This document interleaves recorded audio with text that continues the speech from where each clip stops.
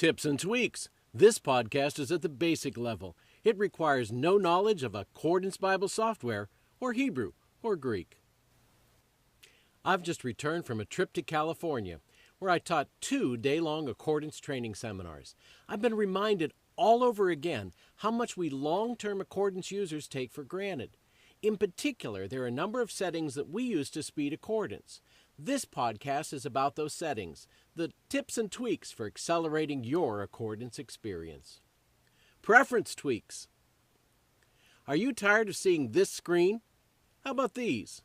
The first couple of times they're interesting, but they get really old after a while. Fortunately, they're easy to eliminate in Accordance. It's just a matter of tweaking the preferences.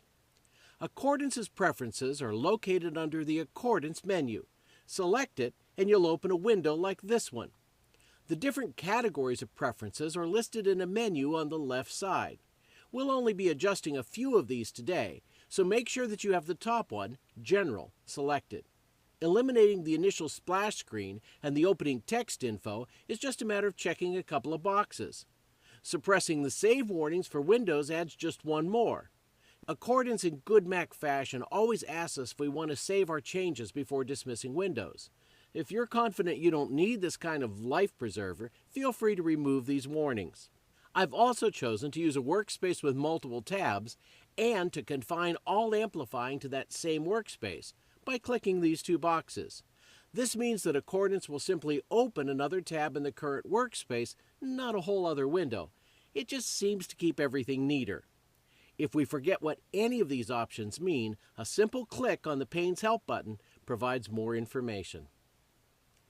Most users set up their Accordance desktop something like this: the library window on the left, resource palette on the right, instant details on the bottom, and the workspace in the middle.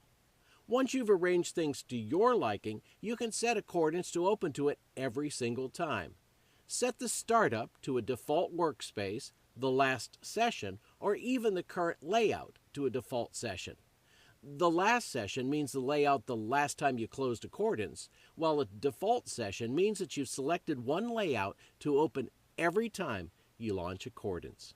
A few of the users I met weren't sure how to make the resource palette appear with icons and oriented vertically.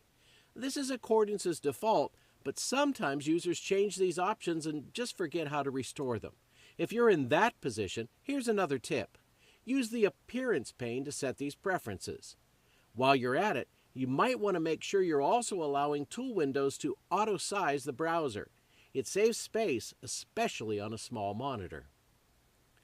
The Instant Details preference allows us to set the color of our key highlighting, as well as whether or not we'd like the Instant Details box to fade when it's not in use, and what information appears in it.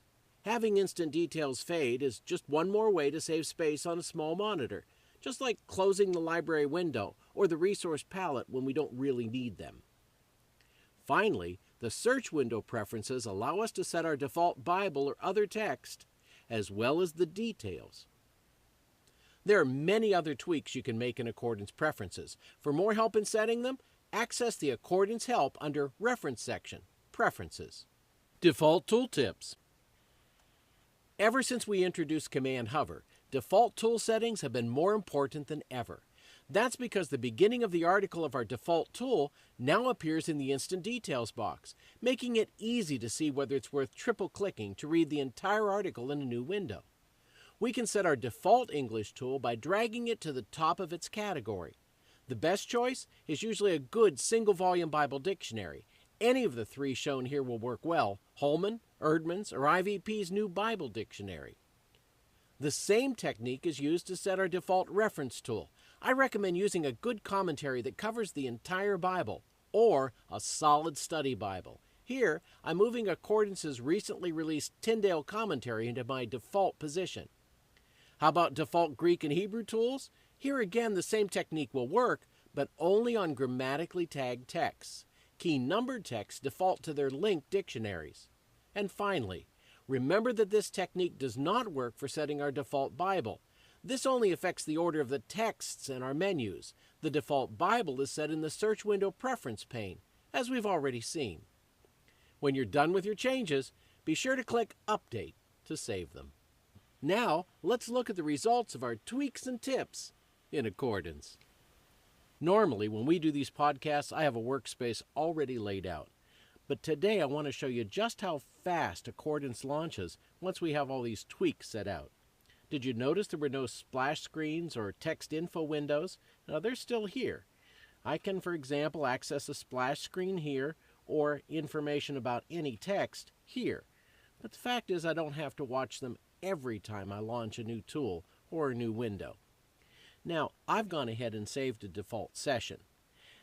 A default workspace would only open this window, while a default session will open the entire layout that you see here.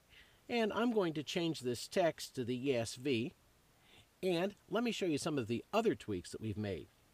If, for example, I hover over Heavens here and press the Command key, notice that I have my Holman Dictionary article, and it opens directly to it. By the way, did you notice when I amplified, it amplified to another tab in the same workspace? The same is true for my default reference tool, the Tyndale Commentary. I triple click on this, and you can see that it opens directly to the Tyndale Commentary, the default reference that I set.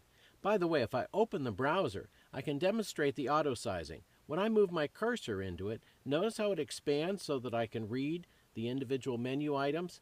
That makes it much easier to navigate within the browser. Back to the ESV text, let me point out a couple of other things. You'll notice that I don't have my Instant Details box set to fade. I just prefer having it there all the time. However, if you have a small monitor and you'd like to have a massive ID box, all you have to do is go to Preferences, go to Instant Details, and click Set to Fade. Now let's click that and take a look. Notice that it fades, but when I place my cursor over Heavens again and press Command, there we have a substantial part of that article. Now personally, I prefer to take that Instant Detail space and just move it entirely to my second monitor. And that's another tip I've got for those of you that work with two monitor setups.